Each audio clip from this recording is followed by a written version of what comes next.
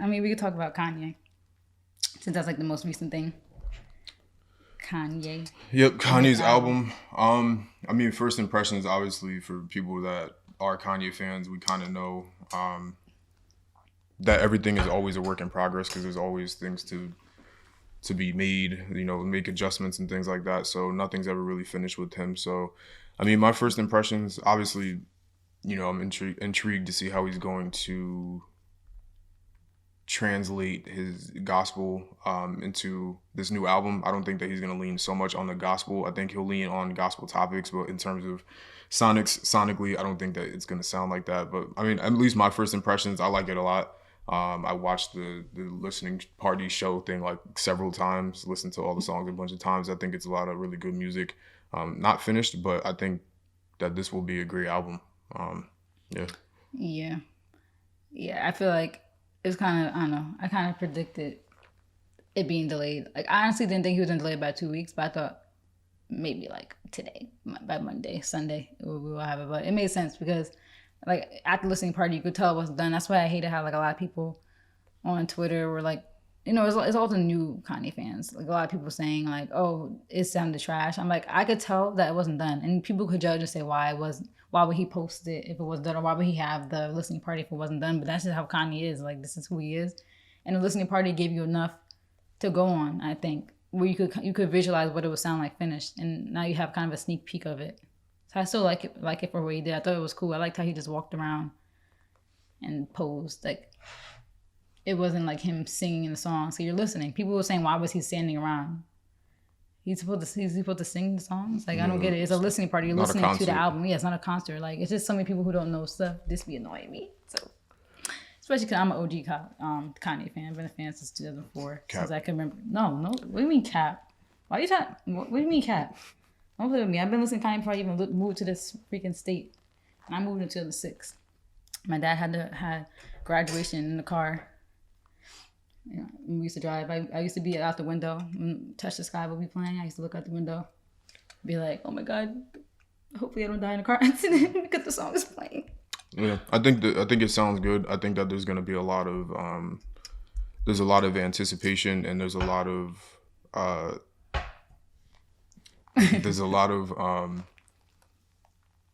controversy with his last albums in terms of how they sounded and how quote unquote good they were, with it being gospel. So I think that people are hanging on every single song, and they're gonna critique it crazy if he doesn't have like something that's 808ish, or something that's quote unquote hard. But Kanye's never been that type of rapper anyway. Like, And he's always changed. That's another thing too. People saying we want the old Kanye. What's the old Kanye? Kanye has been different every album he dropped. It was a different sound. I mean, the first few similar, but he's always changed and evolved. So I'm not sure what old one I'm talking about. I guess the old one that everybody keeps referencing is his college dropout graduation days. Like, that's what they want back. But I'm like, that people, was early 2000s. Like, I don't even think people want that back. I think people don't want, because if Kanye dropped like an album full of soul samples and loops and stuff like that, I think people would hate it. I think people honestly would hate if he went back to that. I think people more so because I don't think they're communicating it properly. I think they want the way Kanye behaves in public, like sort the of George Bush Kanye doesn't back. care about black people. Yeah. But the thing is, he's always been outlandish. People just don't like him when their narrative and their thought doesn't align with his. Like, once he starts like challenging people's thought processes and like what's popular, especially among us like black people, that's when they don't like him.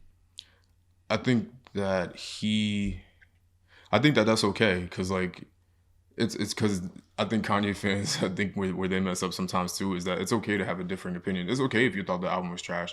I just think that that the critique should be consistent, if that makes sense. Like, if that's not your cup of tea, it's just not your cup of tea. But I think that people are hanging on every single thing, and criticizing every little step because that's just what people do. But the thing is, he's an artist in every sense of the word, and everybody's favorite rappers in this microwave era, they don't really perform. There's really no art to it, in terms of even down to the way albums are packaged, or the way things are released. Like, people just drop their songs on streaming, and that's like I feel like albums like used to have like a story. Like the intro, the outro, everything would just run smoothly. The interludes. Now it's just like they just throw songs together. Yeah. So, but that's why people like Jay, Kanye, Cole, Kendrick, obviously all those Eminem, all those styles of rappers, they end up lasting longer than everybody because they make good music and they put effort into being an artist. Like some people, they just want to get money, and that's fine.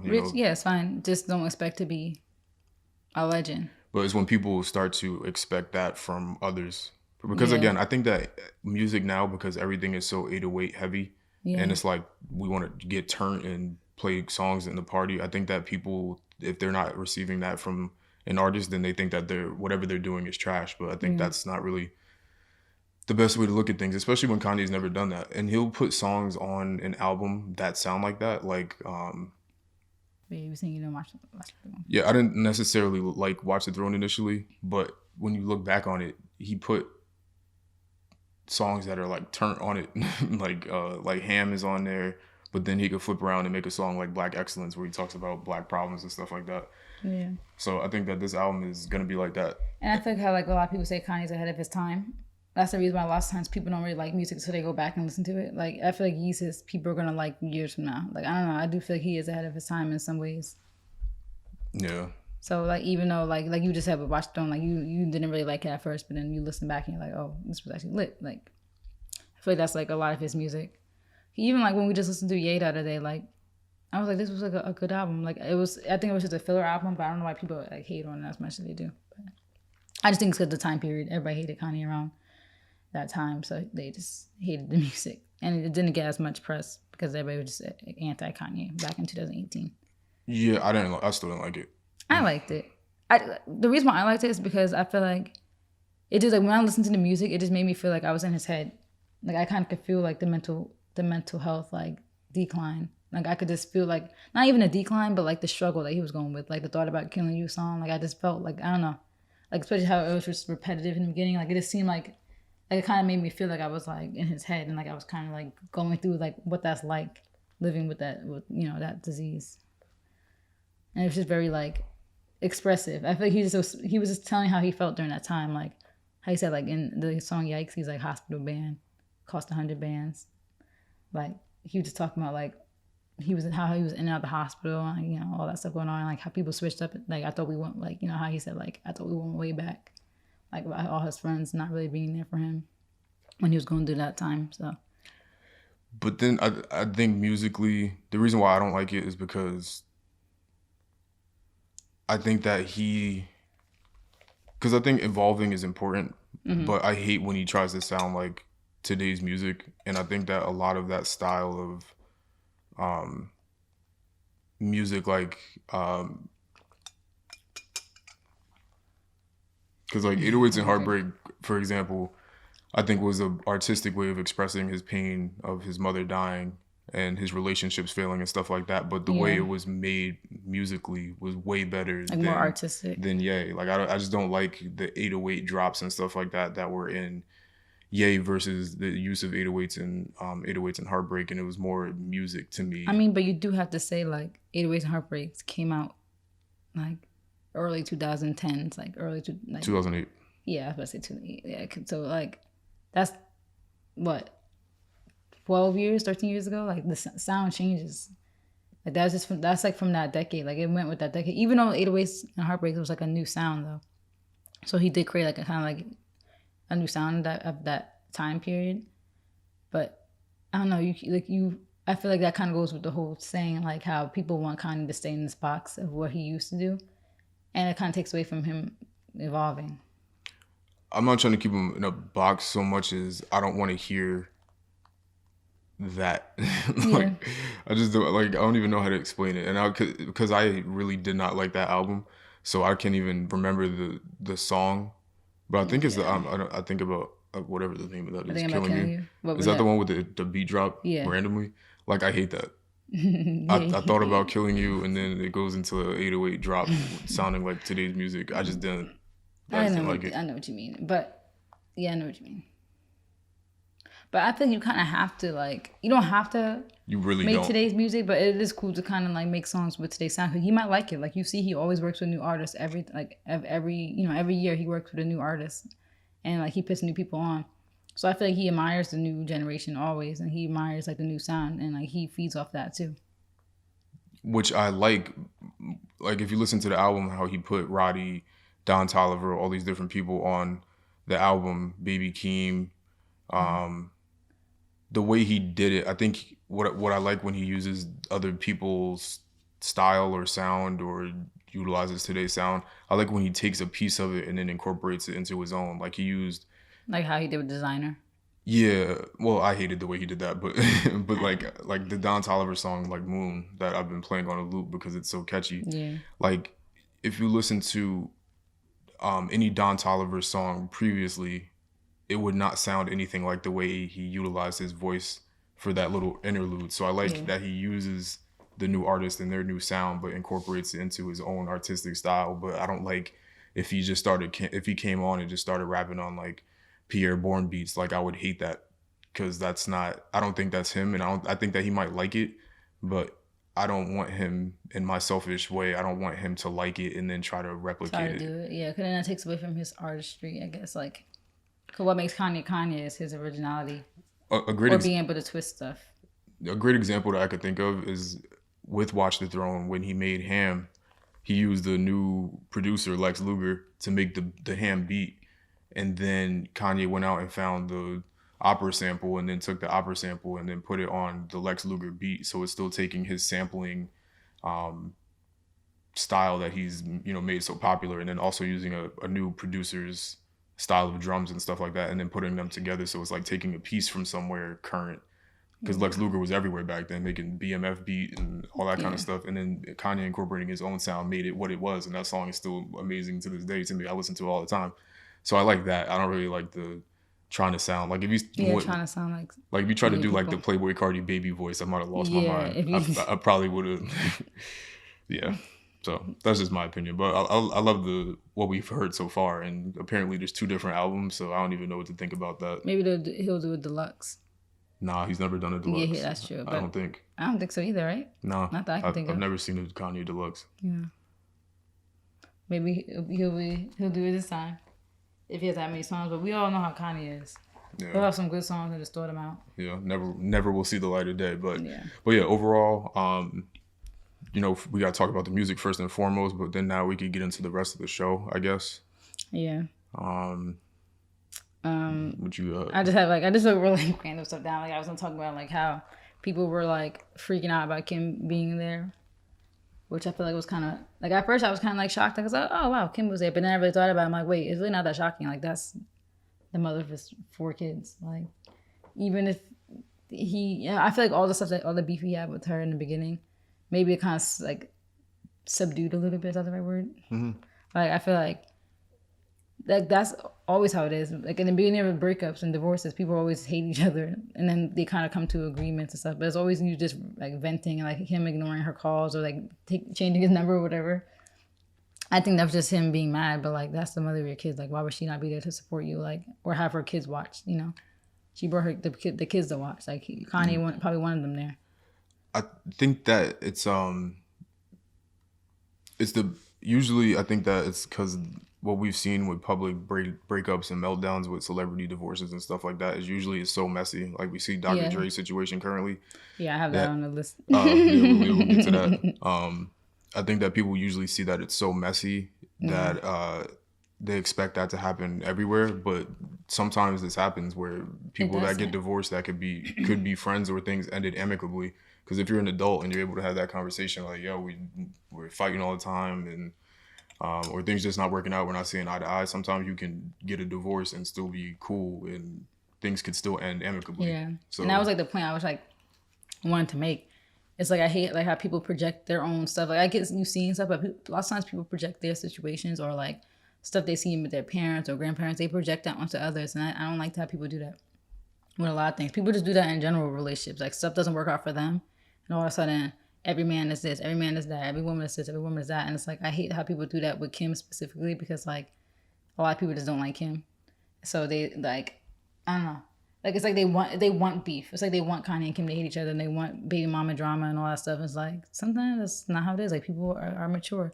Not every relationship is going to be how your relationship ended. Like, sometimes people are mature and they could put their kids first. Because I know a lot of people, I guess, have situations where there's a lot of baby mama stuff, and the baby mom trying to keep the kids away from the baby dad. Like, a lot of people are used to that, like, chaos. And it's like, a lot of people don't like to live chaotic lives. Like, a lot of people actually want to be sane. And the only reason I'm not mad at it is because we just see it so much. Like, not even because I said celebrities before, but even just in regular divorces and stuff like that, it gets crazy. Yeah. Like, I've seen crazy stuff. So, I mean, like, the woman ends up getting all the guy's money and stuff. And again, we're going to talk about the jury situation, but I think it's just such a common thing. So when people are able to be mature and have like a just a regular divorce or breakup, and I think people just aren't used to that.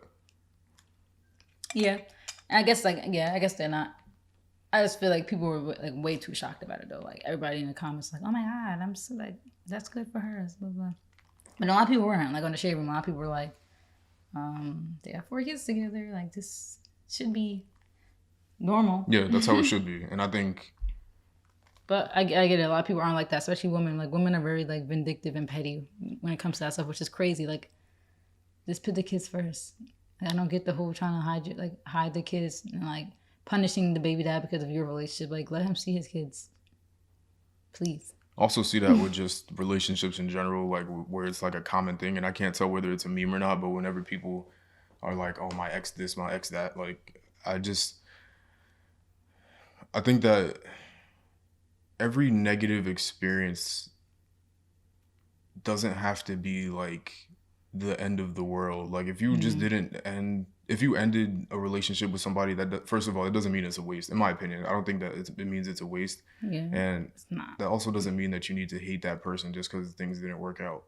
Like, I disagree with the idea that if you don't get married, like if you're in a relationship and you don't end up getting married, for me, I don't think that that's a waste of time personally, and I don't think that you should hate the person. I have like a different mindset on that now. Before, I used to be like, everybody should be dating to marry, but a lot of people don't go into dating wanting, like, not that they don't want to get married, but they don't go into that thinking that far ahead, because that's not really what you should be thinking. You really should just be thinking about, okay, first step, getting to know the person.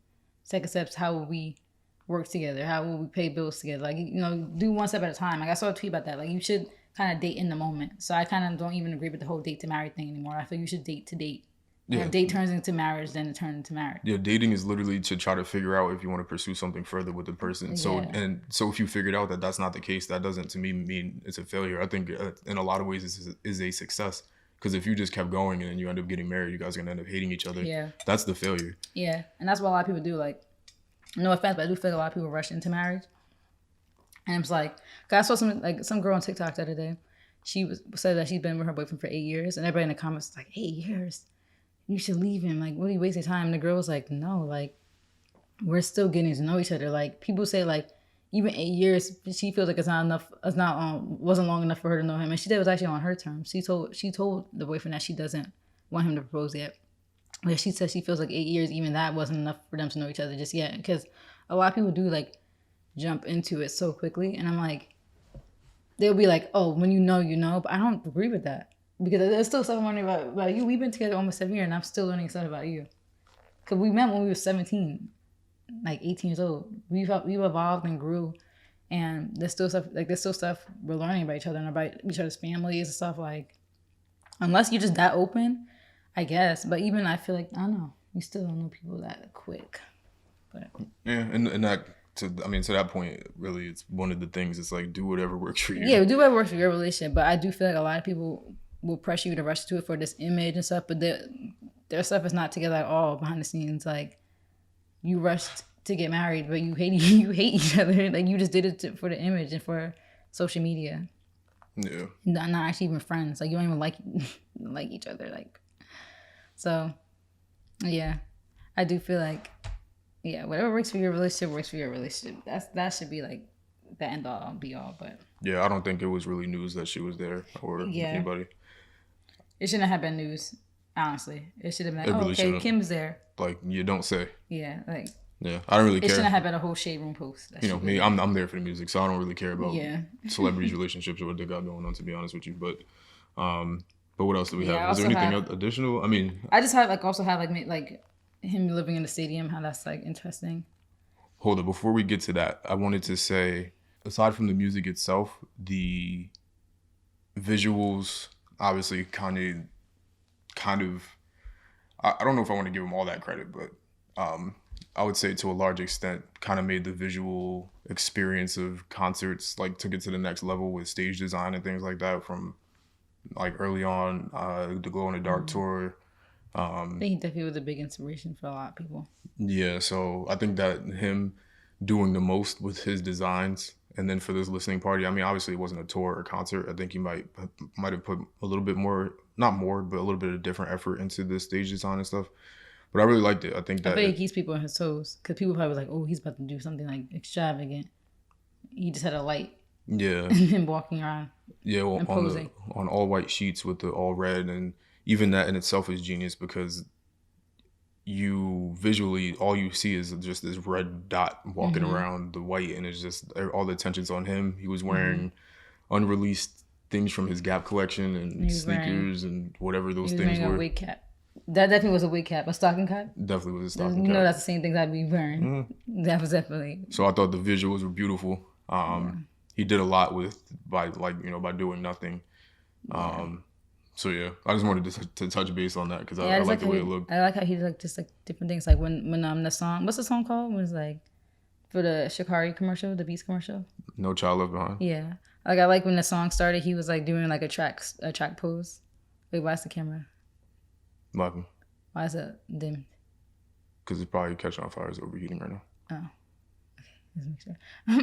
But yeah, I like how he did the pose like he was starting on the track, the starting pose. Yeah. I used to run track, so I don't know the official terminology for that. Yeah, one of the hands on the track. One of the screenshots from the show is my background now because motivation. But yeah. I hate too. People were all like, it's always the conspiracy theorists. They're like, oh, this looks like a ritual. Like people just always want to hate, and it's just so weird. Like everybody always wants to sound like they're so fake deep. A ritual, and then people are like, how is it a ritual? He was literally singing about God the whole time, and then they were like, who's God? Because they were saying that he was singing to his God, whatever his God may be, which might be whoever they're doing the ritual to. I'm like, you guys think way too deep into stuff, and it's actually really sick and scary. Like, I'm not saying that the evil stuff doesn't go on in the entertainment industry and stuff like that, but I feel like a lot of the stuff people think too deep into it. It's just supposed to be a meaning. Like when people say the Illuminati doesn't really mean you're selling your soul. Selling your soul doesn't mean like you're literally like doing a ritual and cutting your arm and dripping blood into into a cup or something. Selling your soul is literally supposed to be like an interpretation. Like selling your soul, you're doing things you wouldn't do for money. Like you might be, like Ruby Rose, for example. She says how like she acts a lot more sexual than she really is. Like people get surprised when they meet her because she's really quiet and shy. So her doing that and being very like sexual, that's selling your soul because she's doing that for money and clout. Not people are actually doing rituals. Like people take that whole selling the soul thing too deep. Like I get evil stuff happens in the industry all the time and a lot of weird stuff be going on. But I don't think people are literally doing rituals to some higher power. Like I think the interesting thing about the whole Illuminati thing is that it's really people really only attribute blood sacrifices and all these other things to Black people and their success. Like we're not accusing any of the other white gazillionaires of Eminem, Post Malone, that have Jack Harlow. hundreds of millions of dollars. Nobody says anything about them, but if it's a Black successful billionaire or somebody that makes a lot of money, they think that they're the devil. It's like in all reality, first of all, we don't even we don't know as a human race or human population whether any of that black magic stuff, any of that stuff is actually even real. Like, so there's that part, but also like is it Black people always like to I think Black people always like to find some type of like justification for somebody's success.